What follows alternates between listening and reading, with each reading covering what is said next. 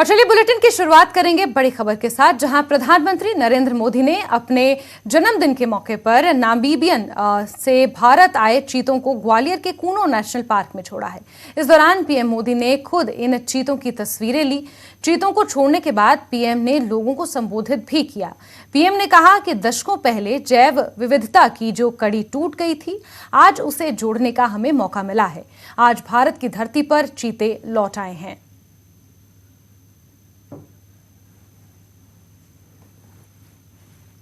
मानवता के सामने ऐसे अवसर बहुत कम आते हैं जब समय का चक्र हमें अतीत को सुधार कर नए भविष्य के निर्माण का मौका देता है।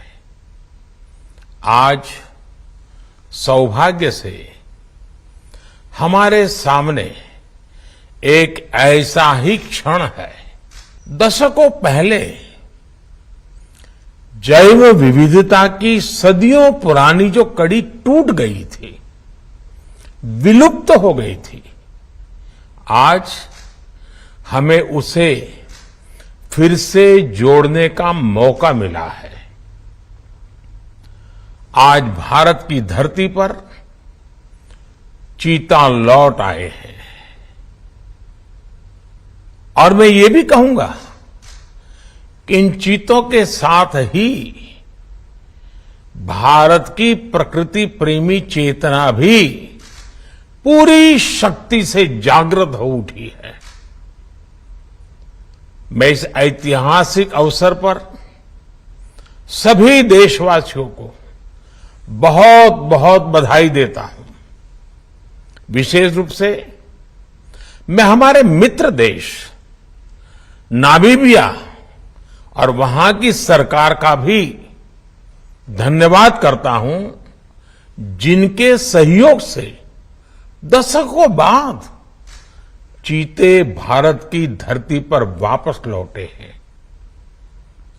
मुझे विश्वास है ये चीते न केवल प्रकृति के प्रति हमारी जिम्मेदारियों का बोध कराएंगे, बल्कि हमारे मानवीय मूल्यों और परंपराओं से भी अवगत कराएंगे।